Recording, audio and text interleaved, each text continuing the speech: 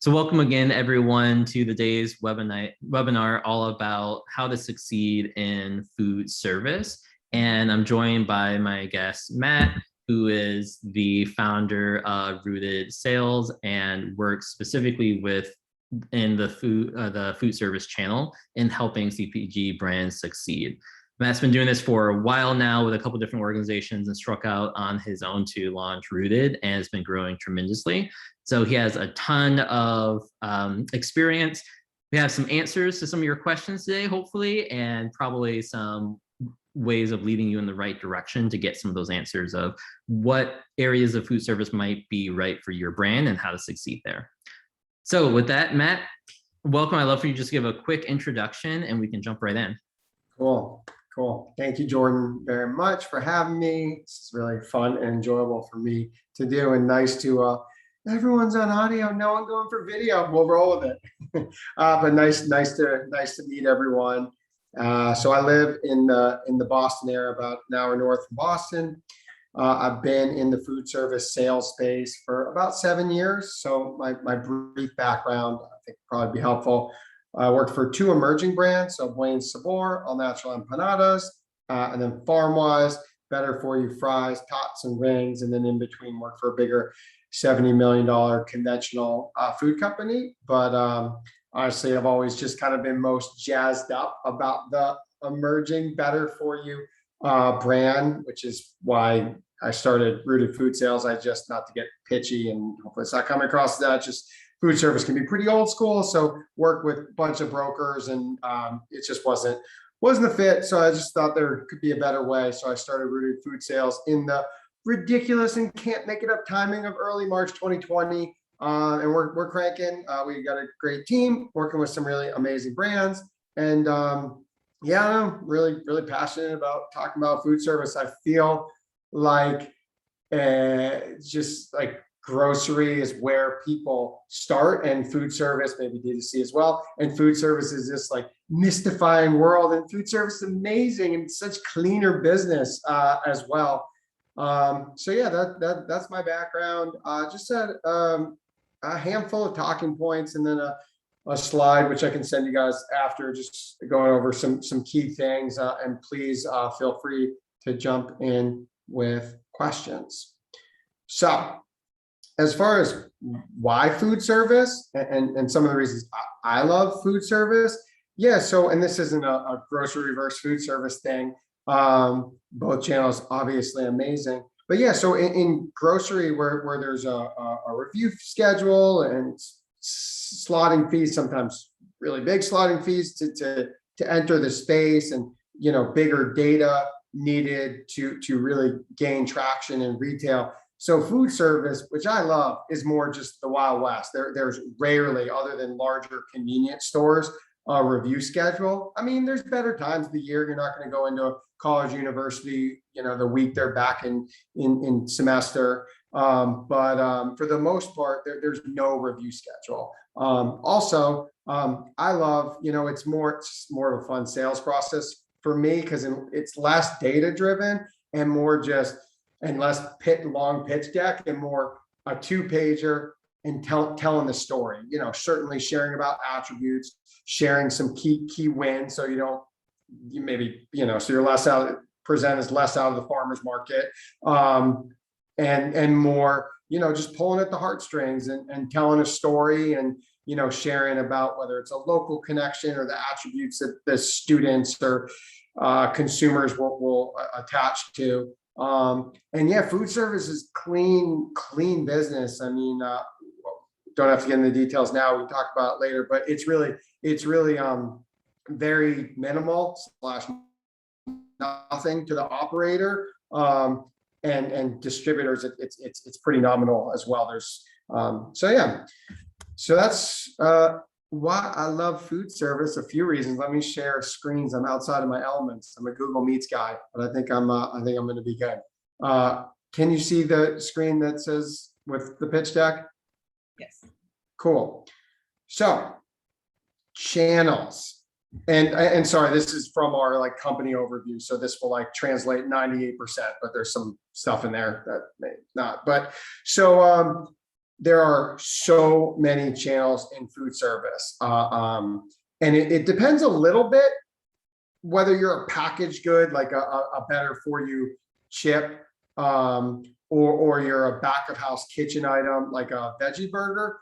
But for the most part, these are all going to work for either. So college and university is one of my favorite channels. I mean, who doesn't dream about 18 to 21-year-olds falling in love with your product? With college and university, it's amazing. I think it's really important here to know. Trying to think. I'm going to go there for a second. So when you're getting into food service, you want to make sure that if you get yeses, that it's large enough to force distribution. Because if you go to like one unit coffee shop and they want your product, you're just going to be, unless you want to drop in product direct, which you don't probably want to. You want to make sure that these accounts are large enough to force distribution, that if they want your product, you can bring that interest to the distributor, and the distributor is going to be like, all right, we'll do it. We'll bring product in. So college and university is amazing for that. I mean, any school above 6, 7, 8,000, which is a lot of them, that's an account that's going to be large enough to force distribution. And in general, I don't even know what it is in retail, but in food service, it's 5 cases per week per SKU to quantify or to justify slotting into a distributor. So college and university is amazing. They're looking for on trend, definitely allergen friendly products. Gluten-free is huge. Plant-based is huge. Local is huge. So honestly, when starting off with any of these accounts, but especially college and university, and then you get a better chance of an in-person anyway, sharing about the local connection just means a lot at the majority of schools. They will share about local and regional partnerships for the most part. And I won't talk about each of these channels in as much depth, but college and university is just extra juicy and interesting. So as far as college and university, and we can talk about these for all of these, for who you reach out to at college and university, it could be one of a few ways. It could be the buyer, it could be the director of food service or executive chef. And then sometimes my sneaky angle in there is the dietitian. Sometimes is just more open to receive and receives less emails. So I'd go one of those three routes: the buyer, the director of food service / the executive chef, and then and maybe the dietitian as well. And then there's a great organization called NACOFS, which is just a few different ways. We try to gain new relationships. NACOFS is an organization that's don't ask me exactly what the acronym stands for, but basically it's the college and university dining group, and you can become a member, which gets you a bunch of good leads off the rip. And then in March, they have a handful of regional shows. And then in July, they have a big national shows, which all these rotate areas. And it's amazing. The regional shows interact on a normal year with 25, 30 colleges in a half a day. And the national one's outrageous, like 80 to 90 colleges over a 2-day period. It's awesome. Just drop the link to NACOFS in the chat as well. Cool, thank you. And Jordan, please feel free to interrupt or steer me different directions as we go here. So Matt, one question as well. I love all these different areas here. When brands enter into food service, do you attack all of them at the same time, or do you pick one to start? So I would choose more than one. I would choose 2, probably 3 channels because you just don't know. It's like you have this plan that this channel is going to be good, but maybe it ends up being like coffee shops or like your thing, or convenience stores or hospitals just love your product. So I would choose 2 or 3. I would choose 3 categories, and then just make sure to choose, whatever it is, 5, 6, 10 accounts in each of those channels that are large enough to force distribution once again. So you're not spinning your wheels. If you're going after Jane's Juice Shop, just make sure it's not a single. Make sure they have at least 5 locations. So if they say yes, it forces distribution, or at least forces the conversation with the distributor. unless you want to direct deliver, which probably you don't, unless it's just short term. I love that. Yeah, and we had a question in the chat. We can answer that too. Like, how do you Thanks, because resolve I'm missing those. the chicken and the egg problem? Do you pitch a distributor first or an account? I'm pretty sure like it's always the account, right? Yep, I love the question, and it feels like it's my day to day. So in the chicken or the egg, it's like even if you go through the local Cisco or Core-Mark, and you have this shiny on-trend item that's killing it in retail, it's like they're still gonna be like, are we gonna move this? So in the chicken and the egg, it's operator first. It's operator first. It's not a bad move to like make the distributor know you're aware, and if they're like, all right, cool, like, well, if you get some interest, we'll bring you in, and then when you go back, they already know you. But it is operator for sure out of the gate, 100%. Yeah, and so I think I've shared this with some of you on the call, but I've worked with TeaSquares, my previous brand. We were towards the end exclusively kind of selling to food service as like our core channel. And if you pitch initially to a distributor, like most of the time they won't even take your phone call, like unless you're a national brand that's well known, like they just won't even respond, and they don't want your business a lot of times. They don't want their business model isn't like rolling the dice with like shiny trendy items and like hoping it's going to work out. So yeah, and then the process, let's say you reach out to, using my region as an example, you reach out to UMass Amherst, you get a meeting, virtual or in person, or you send samples. They want product, and they're like, well, are you in this case, PFG Springfield or J. Paula? You just got to get ready like for that question, because no one likes to force that distribution. So you just got to, if I may, just like play the game of like, no, we're not in PFG Springfield yet, but like, I know, they would love product. And then it'd be like, trying to find out who their account rep is. Like, hey, do you mind sharing your, would you guys, if product was stocked, would you bring in product? And if they're like, yeah, you'd be like, okay, cool. Do you mind sharing your distributor rep? And then you're off to the races. It's not that easy, but. Well, and then, right, you like email the distributor rep with the buyer on, be like, hey, I'm working with this buyer, and they love to bring the product in, right? And like, because they don't want to say like no to their customer. Yeah, that's it. It's really quote unquote backdooring the distributor. That's what you have to do. That's what you have to do. And then Matt, are the distributors the same across all of these sub-channels? Good question. So yes, other than convenience.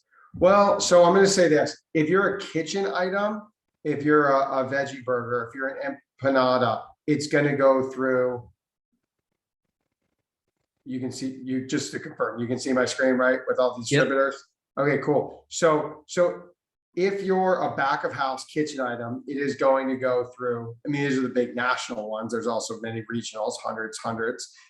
Gordon Foodservice, who's super strong in the Midwest, but is national. PFG, super strong in the Northeast. Cisco is just the big boy always. They're just a beast. And then US Foods. So if you're a kitchen item, it's probably going to go through one of these big distributors, or one of the regional ones. Baldor is really strong, made to Virginia. Piazza is pretty strong in the Midwest.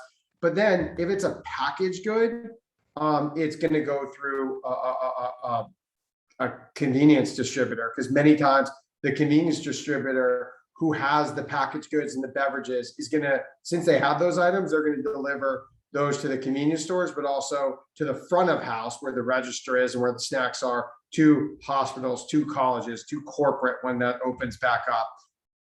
So that's the answer, that one. And then as far as these channels, yeah, so it's a Cisco US Foods who's delivering to almost all these to back of house, and front of house is going to be through that convenience package distributor. Yeah. And then Cisco and them don't touch convenience very, very, very rarely, except for food service heavy convenience chains. Yeah. And then can you also talk a little bit about the various layers of getting the product to the end kind of either, right? Because when we were selling to corporate offices, for instance, who was it? We were selling to Cisco Systems, the like tech company. And so we were actually selling product to UNFI, who's the distributor. And then from UNFI, it was actually going through Aramark. And then Aramark was like the food operator for Cisco, the company, right? So there's an extra kind of layer of now we're just gonna break everyone's brain. Let's do it. So I talked about how amazing food service was. Now we have to talk about the inevitable red tape. So there's more than three, but there's three big management companies: Sodexo, Aramark, and Compass, and they control the cafeteria or the operations across many big channels, across college, university, across healthcare, across corporate and concessions as well, like stadiums. So that's about half the time. So they don't do any of their, basically 99% of the time, they don't do any of their own distribution. They're just hiring and just getting backdoor money and getting good pricing for items on the menu board.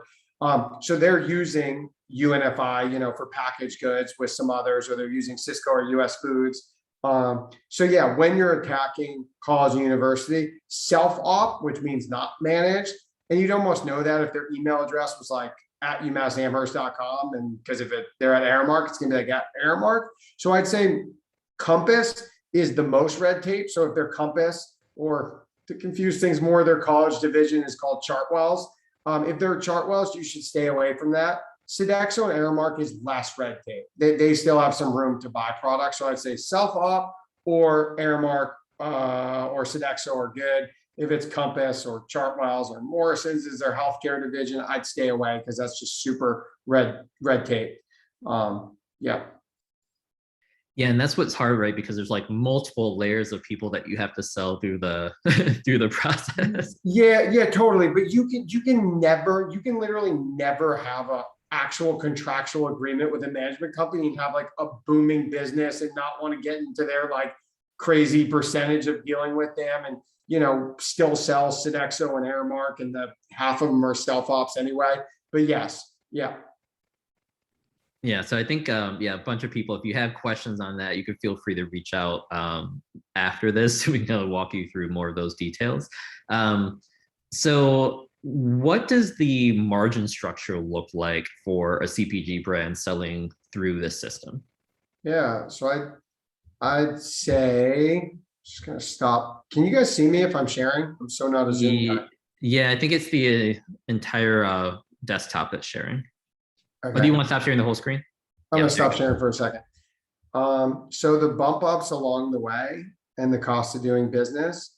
So I would a Cisco, US Foods, they want about, well, they want more, but in general, they're going to get like 4 to 8%. We've kind of settled in on like offering 5%, and that's pretty accepted. And that's kind of the cost of doing business with them. You do get open coded, if keep rolling with that example, if UMass Amherst wants your product, they'll bring, if you're not going to offer them a program, they'll bring you in closed coded. So they'll just bring in 10 cases a week, 30 cases a week just for UMass. So to offer that 5% gets you open coded, access to the street team. I mean, I'm sure it's the same in retail. Each distributor, each DC might have 50 to 115 sales reps. And so you should know you're going to pay that 5%. Their markup to customers is going to be probably similar to retail. Their best customers, like a UMass or Fenway Park, are going to pay like 7%, and a street customer is going to pay high 20s, 27, 28%. And then those like in between accounts be like, strong accounts be like 12, 15% or anywhere in between. And last thing, you should know, like, there's no, I know I hear different often about like UNFIs of the world, like there's no funny money in the distributor world. Like, you're going to pay that 5% to distributor. There's nothing else. If you want to participate in their trade show, it's going to be $1,500 for a half booth or whatever. So, and then as far as the markup, once it's to the operator, it really depends the channel. Obviously a restaurant, if you're that veggie burger is going to be marked up from $1.50 to $7, $8. If it's a packaged good, across the board, maybe 30 to 40%. I don't know if that's helpful. Yeah, so a ton of numbers there. So if anyone, as I said, we'll have the recording of this. So you can go back and kind of take another look through. And I know, as Matt knows, like everything is estimated. Every company is going to be different. From my experience, it's kind of interesting what I found. So our TeaSquare bars, we were wholesaling for about $1, and they were retailing anywhere from around $1.99, so maybe like double that. What I found from my experience is I was almost just tell the end kind of buyer who we were working with the price of it, and then I would go to the distributor and say, hey, our cost is $1, and then they would kind of like just work out everything in between there, versus like you having to negotiate with each of the steps along the way. Do you kind of find that similar, or have you had to like work with brands to negotiate with everyone there? No, no negotiate. I don't think you have much say. Yeah, Yeah, in general. it's kind of like use whatever price they want. Yeah, the details. Just reading that question. Yeah. So, yeah, I don't know, Jordan. So what do you, I mean, so I won't even pull it back up the screen, but just to give like the 2 seconds or 15 seconds on convenience, if you're, Jordan, worthwhile to mention the rest of the channels? Yeah, Or go for it. move on? Cool. So convenience is an amazing channel.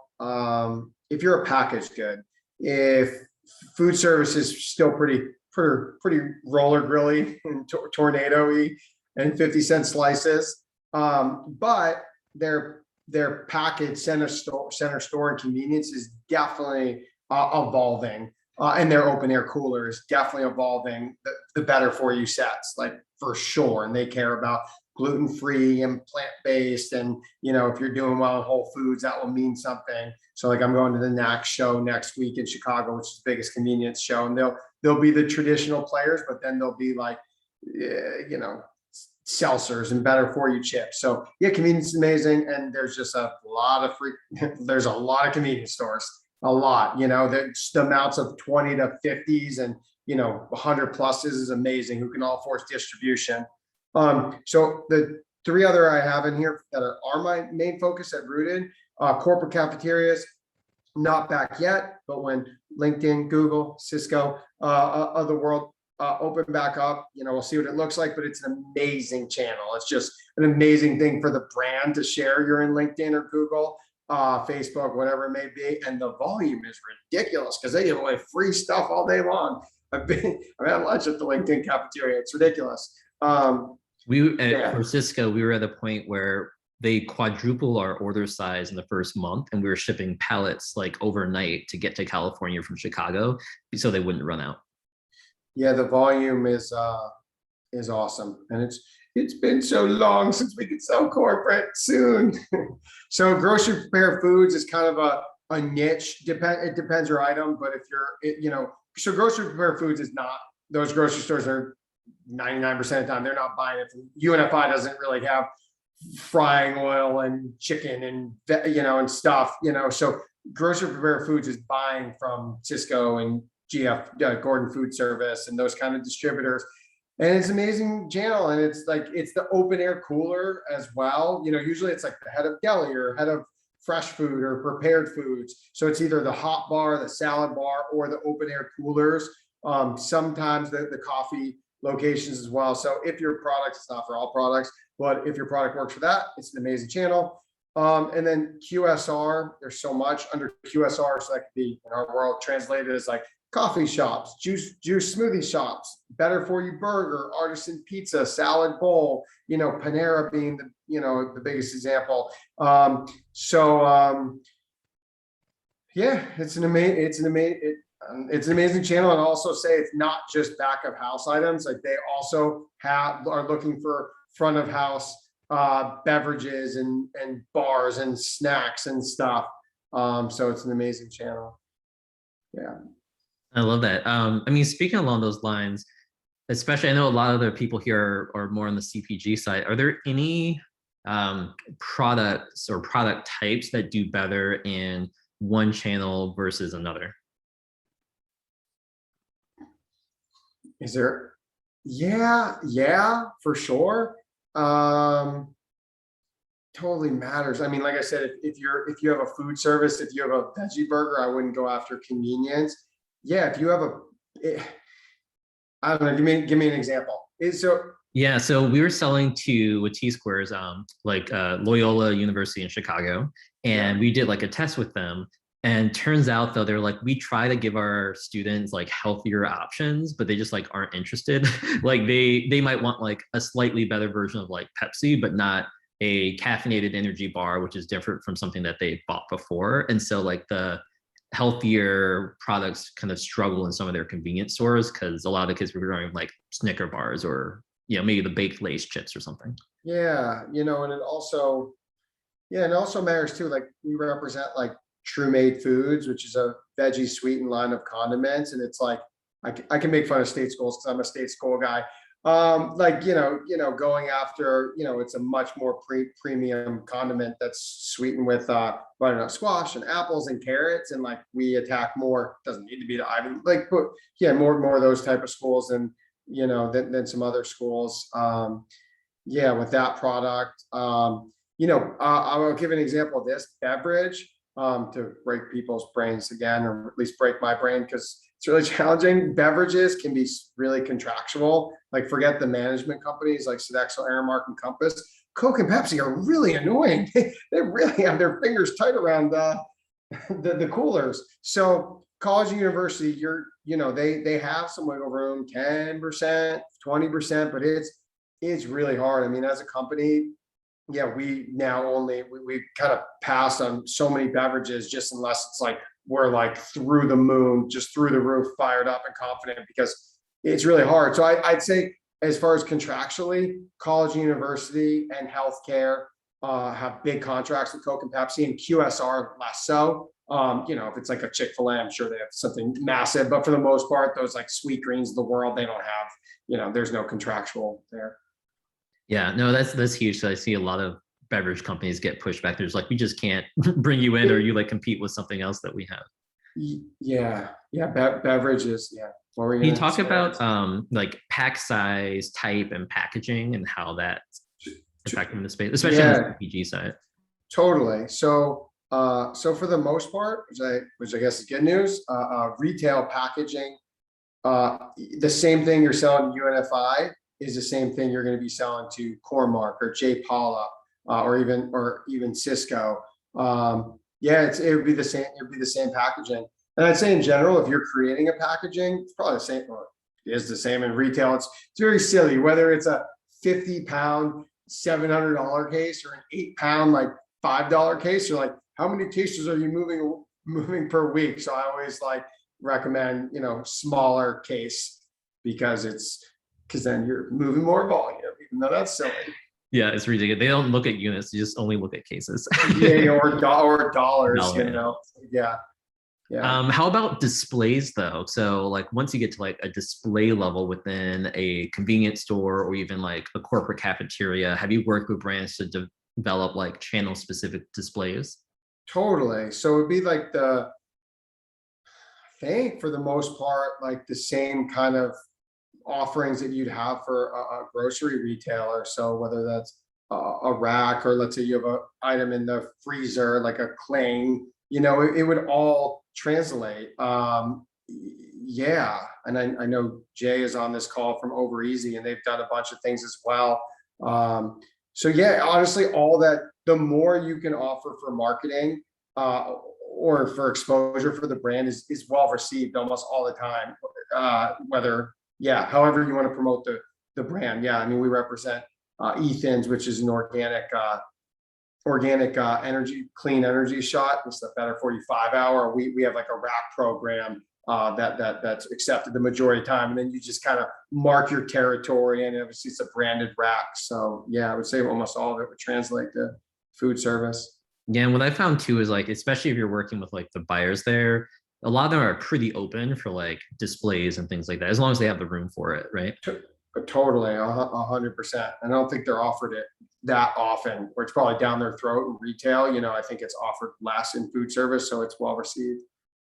Have you had to deal with any like weird case size things when a brand's selling in both like grocery or like through food service? And just an example I'll give, like we opened up UNFI, and our case packs were contain like 8 inner cases of bars.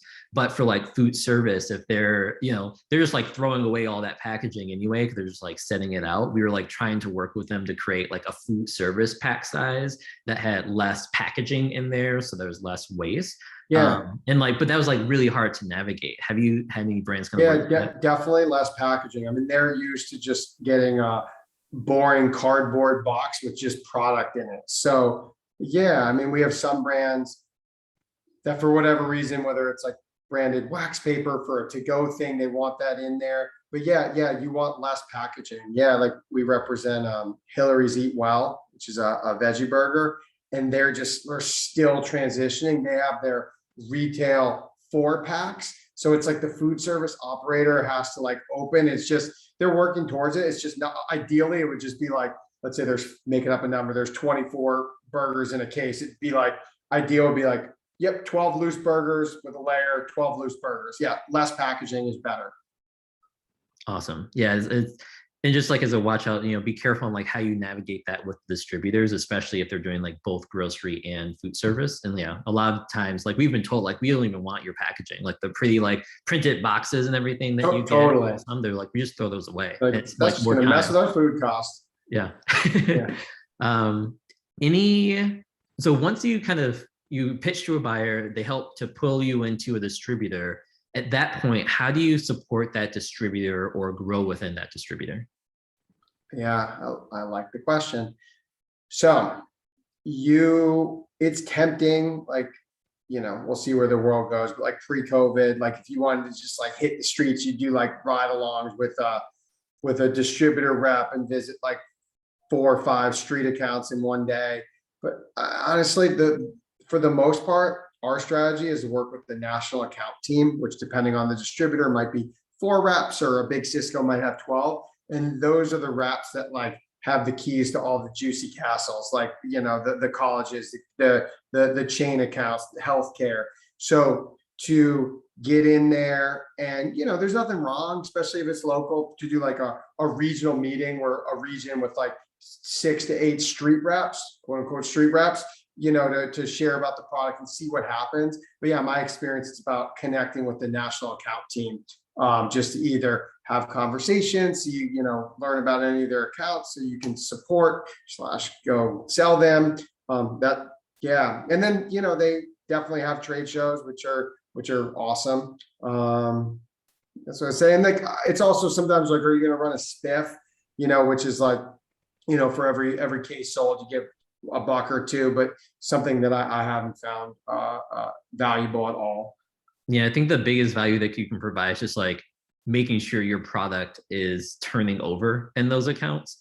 And if you do, then they're like, yeah, I want to get you into more of my accounts because then I make more money. And so like if you can just ensure that product also, and just knowing, like, right, like they might, 5% marketing program, we're gonna really support you and sell it. Like, you can never ever, if a distributor rep or distributor ever sells your product, it's like this surprising bonus. Like, it's on the brand to sell, which means getting leads from the category manager who brought you in, from the national account team, maybe from some of the street reps or regions. But yeah, it's definitely, don't count on the distributors to sell your product. I know that's not any different than retail.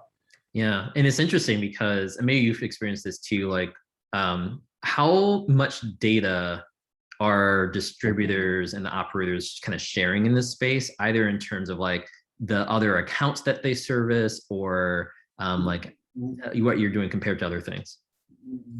They hold it so tight to the vest. I feel like maybe that's, I don't know, maybe it's a little different in retail, but it's like, because sometimes people, I'm like, no way, because it's like, it's such a penny pinching game. I mean, Cisco, US Foods, GFS, PFG, I mean, they're like, they'll get someone's business if they're shaving off like a dime a case or something. So they hold that super tight to the vest. So yeah, you're not going to get that info. It's just like, getting in there and just like asking, hey, how can we support? Do you think any of your, if you're talking to a national account person, hey, do you think any of your, here's the story with the brand, with the products, do you think any of your accounts might be interested in trying samples?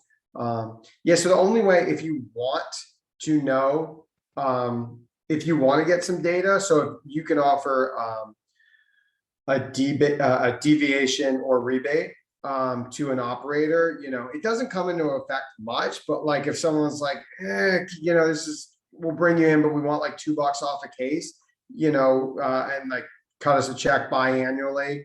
Then biannually you go to Cisco and you're like, hey, I need to see what was going to UMass, can we see how many cases were sold? It's really the only definite way to get data. Yeah, like you said, it's like very old school. It's very competitive, and people they don't want to share anything because they think they're going to lose the business the next year. 100% is very, very cutthroat and very competitive. The only thing I've had success with is particularly with one of the UNFI regions, I think in Moreno Valley, I reached out to one of the sales rep that we had one of our other deals with. And I was like, hey, would you be willing to share the contact for some of your other clients? And she was actually willing to. She gave me 5. And then I just basically did her job and pitched them and was able to land accounts through there. And then from her perspective, she's like, oh, well, all right, if he's just doing my work for me, I'd be happy with that. But that's rare that it happens. Yep. Yep. A couple other questions. Are there any specific regions that are strategically better suited for launching new brands? I would say the region that you're in. Yeah, I would say the local thing means a lot. And then you can go have an in-person meeting, which is always the most powerful. If you get into a college and you're going to go do a kickoff to kind of support and so just so you can play the local card, I would say the region you're in. Yeah, and then other than that, I don't know. The coast are great, but I'd say the region you're in. I love that. Just a reminder, we have about 20 minutes left. These are great questions. If you have any other questions, feel free to drop those in the chat or just use the hand raise feature under the reactions, and we can hop up on screen and ask any questions directly to Matt. Dee has a question. Have you worked with any bars and restaurants? They have a better for you cocktail mixer, Vivek. Yeah. So it's a little outside of our wheelhouse because I feel like that would, that would go through, Cisco and US Foods don't carry alcohol. So it's and theirs would be a non-alcoholic mixer, but totally. Yeah. But because they not that because category. they aren't having those conversations. So it's going through different distribution, even if it's a non-alcoholic. So it's just not, it's not my world. Yeah, it's probably an add-on to an alcohol distributor's, code, because then that's an upsell for them. I do know a couple of brands who are in kind of the alcohol, actually selling alcohol to bars and restaurants. Dee, if you want to send me an email, I can kind of connect you with them for tips on what they've been doing is successful. Some of them have actually been able to get their brand name on the the menus for the restaurants and the bars and things like that. So definitely a approach, but a lot of it, because most of the bars and restaurants are small operations, you're almost going door to door to sell to them. Yeah. Yeah. And there's going to be, which I don't even know who they are, there's going to be massive. I mean, it's probably just Budweiser themselves, just massive, alcohol distributors who definitely carry non-alcoholic stuff, drinks for the back of the bar as well, be my guess. Awesome. Any other misconceptions that people have when going into food service, when you're talking with brands that they just often don't understand or get how things work? Yeah. So, which we have to deal with, is I would say it's probably, if I'm going to be honest, which it's probably a longer runway in food service, but it's just a cleaner runway. You're not walking in and you're making money off the first case in food service, but you're hitting more doubles, and those home runs exist. Those Whole Foods and Sprouts exist in food service, but out of the gate, you're really landing, your doubles and triples, the 7,000 person school, the 5-unit coffee shop. So it adds up, but it's a longer sales process to hit a bigger number, but it's much cleaner. So I feel like, for me, I have to almost set the stage with that with brands. So you asked about a misconception, where in retail, you can maybe grow the store count pretty large out of the gate, but there's a lot of funding that's required for that. Where food service is super clean. And then the only other thing I'd say, misconception, I feel like sometimes it's like, oh, but can you grow a brand through food service? And feel like you have to grow a brand through retail. Heck yeah, you can grow a brand through food service. Well, especially if you're a packaged good, either way. But like, honestly, even if you're a veggie burger or kitchen item, they still, if they're bringing in that more premium item with awesome attributes and it's local, if you offer to make them signage, they will. And yeah, I think it's amazing for the brand through food service. Yeah, especially in the like corporate office and university side, right? Like you're essentially getting paid for trial. Or like, we were selling the offices that we're just giving out product for free, right? So you didn't actually need to necessarily like sell the end consumer because they could just pick it up in the office for free. And so it's like doing thousands of samples that we were getting paid for. Yeah, awesome. And also it just popped into my head. I don't know if it'd be helpful about like the trade shows that may make sense in the food service world. So I'd say ask my own question and answer it, but just popped in my head.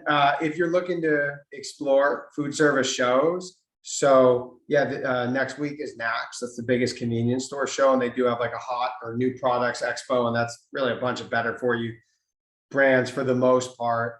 NRA, the National Restaurant Association, that's the biggest like traditional restaurant show. That's in Chicago every May. And it's just ridiculous, the chains and the accounts that go through there. NACOF's, like I mentioned, it is a really strong and really reasonably priced show to get in front of colleges. The IDDBA is the biggest show for like fresh food, like grocery prepared foods. I would say. So I'd say those are the biggest shows. And then ECRM has some really cool ones as well for all different segments. So yeah. Have you participated in any I know like corporate offices would do these. They have like tabletop shows, like Twitter does one where like they invite 30 brands to come. The employees actually vote on snacks and they decide who does that. Can you talk about like what that's like? Yeah, it's great. So I've done several. So a couple with some colleges come to mind, and they're like, if the students want you in, like they're almost like, we do this event for students. We host a bunch of vendors, and like whatever gets voted in, and it's great. You just get the students or the employees fired up, and if you get enough yeses, they bring your product in. So it's great. And then sometimes they'll invite you in just as a one-off, like, so not a big vendor fair. Like, all right, sure. If everyone's excited, we'll bring you in. And then I'll sometimes just create like a quick survey. So you just get the students or employees just fired up, just be like, would you want the product here? And they're right in front of you. They're going to say yes anyway. And then a comment, and then I'll just bring a stack to the decision maker at the end. Like, see, yeah. I love that. Yeah, would do those things too, and like giving away like some swag to people and things like that, just to get them excited. That's awesome. Another question that came in: does the operator margin or markup vary in channels where the end consumer isn't paying for the product, like corporate cafeterias? Yeah, totally. So like, yes. So like college and university, there's a couple different routes to go there. You can be part of the retail, and that doesn't even mean like packaged good retail. There's two different areas. There's all you care to eat, where the student just swipes, and if they want 8 burgers, they're eating 8 burgers. And then there's the different outlets where you can charge $7 for an Impossible Burger or whatever. So in general, if you're part of the all you care to eat, yeah, they're definitely price conscious. I mean, it's like, like 30 to 40 cents an ounce is the traditional thing they'll be okay with. They're really fired up, 40, 45 cents an ounce. Yeah, so yeah, the margin matters. And then like healthcare works off like super minimal margin because their stuff's so cheap. And college and university is pretty cheap as well. We're obviously QSR, extreme travel, super, really big margins, stadiums, huge margin. If you have a refrigerated, sorry, I saw the question. Yep. Refrigerated dessert with 60 to 90 day shelf life. Do distributors manage short shelf life products? Not well. Yeah. I mean, with a huge stiff arm, I mean, if you if I shouldn't say not well, I would just say you just have to make sure you have a really strong operator out of the gate. Like it's just as much as they're going to stiff arm you, no matter what. If you have a refrigerated item, it's just going to be about yeah, having an awesome operator who's just going to have some solid, consistent turns. That's going to make everyone more comfortable. And how, yeah, how do they manage it? Yeah, it's not great. You just need an awesome operator. Maybe not the best answer, but Yeah. A couple, I guess, like, are the distributors for those different that are doing like the refrigerated products versus more the shelf stable items? not really. Pretty much any distributor. I mean, you have like ice cream distributors who just like focus on that and really just specialize in frozen. And then you have produce distributors who are just like whizzes and perishable. But for the most part, distributors have a category manager and a massive segment for shelf stable, refrigerated, frozen. They all do it all. Perfect. Yeah. And yeah, sometimes beverage can have its own distributors. That can be its own thing. Got it. And then can you talk about the rise of what I'll call like modern vending and micro markets? Totally. Yeah. It's I mean, it was just a huge thing in like corporate, but it's a huge thing in school as well. So yeah, so when I think about micro markets, I just think of that area where there's a microwave and there's some just easy food to bring back to the dorm, or microwave or toaster oven there, and some snacks and some beverages. And yeah, it's just huge. I mean, Compass, who we talked about earlier, they have a whole micro market division almost called Canteen. So yeah, it's a huge segment. There's no specific. Well, yes and no. I was going to say there are some specific distributors. There's almost like coffee office distributors who kind of specialize in that a little bit, like Vistar, which is PFG's a division of PFG. They do a lot there. But yeah, no, it's a great segment. Man, maybe I'll work with you to do like a map chart of all the different like parent companies and sub companies. Because, you know, like we were working with like Canteen, and then they bought like Tradecraft that did more like coffee and tea. And they had their free office snack divisions that sold their coffee. And then they had their micro division, but like Yeah. different internal buyers. Honestly, even though that would break my brain and I need a yoga class after, that would or a cocktail, that would be an amazing thing to create. That would be amazing. I would love to do that, almost like a family tree, or just like lay of the land of like, yeah, I'm in. All right, cool. So we'll follow up on that. Cool. And then for some of like the locations that just give away the products for free, have you seen any other ways of supporting those products, like once they're at the office or at the area? So in the first, you sparked a thought. So on that, so if you want to be in corporate offices, smaller the better. Like if you're a regular size, Jay from Over Easy, he knows this. If you're a regular size bar, like not a chance. Like you need a Halloween size bar. You need a fun size bar, because they're just giving away so many, and that's just how they calculate the pricing. That if you have two full size bars, they're going to grab two. They're going to grab two no matter what. Or three. So smaller the better. And how to support? Whew. Yeah, I mean, every operation is different, but you know, if it's an amazing account, like many of these corporates are, to go in and like, yeah, support, like give away some swag, like be there during lunch, just sharing about the brand, creating some excitement. You know, if you have ridiculous extreme example, but if you have like a company food truck or something setting up outside for the day, just doing something fun. So you're fun, cool company that is there to stay. Yeah. Nice.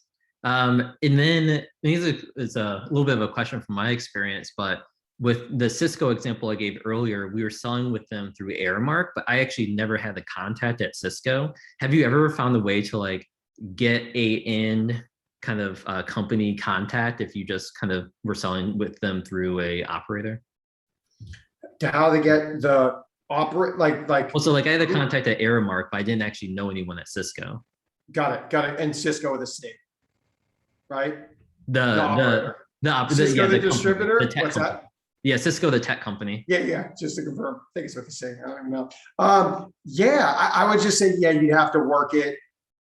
You'd have to work it through the distributor rep or the management rep if they're involved. And I feel like that for the most part, it's just fun. Like, hey, we just want to have a really fun day and support the relationship. I feel like you would get it for the most part. Okay. Ooh, here's a fun question. How do you forecast sales in I food know. service? I wanted buddies with Jay. I wanted to delete his question when I saw it.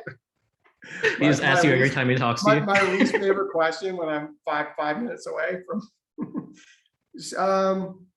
It's really hard. Inconvenience, it's not hard, or it's less hard because it's more like grocery. You're like, all right, they're going to do a case a week per store. There's 70 locations.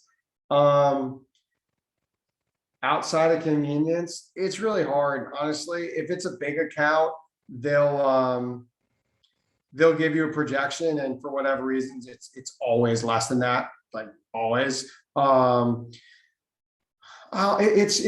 get a feel for it. It's like now we've represented brands long enough and have enough like hits and wins where you're like, all right, for the most part, if they're going to go into a college or whatever, it's going to be like 15 cases a week or whatever. But like every channel's so different and every product's so different. Like Cornell could bring in like a frozen cookie puck and do like, which they do for us, they do, hundreds of cases a week, or they could bring in like a gluten-free empanada that like they're going to put in their allergen friendly station. So like it's the same awesome big school, and it's going to be like 3 to 4 cases a week. So it is tricky outside convenience. Yeah, I tell people like when I was doing it, there's no way to forecast. Like I would try even like, okay, this company has X many employees and this one has Y, and do like a ratio. It was completely off.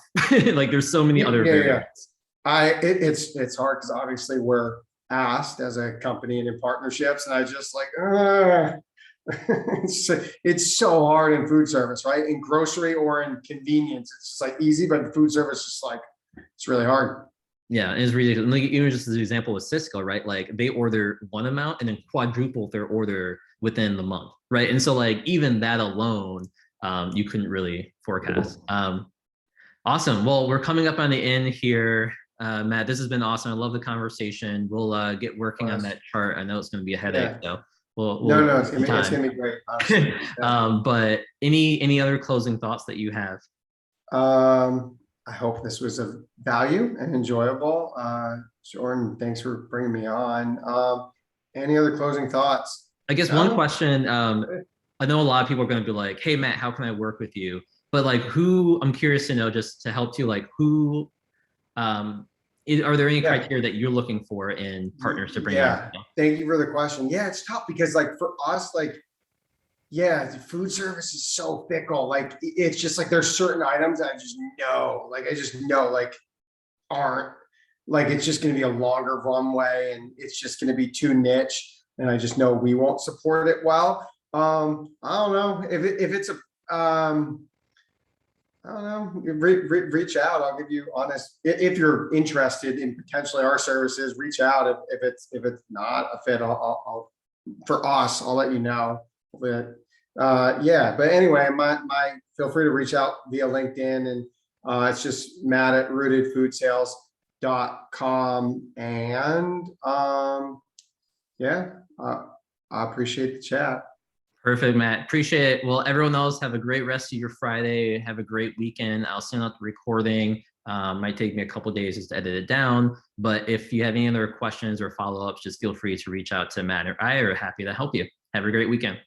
Thank you, guys. Appreciate it. Thank you, Jordan.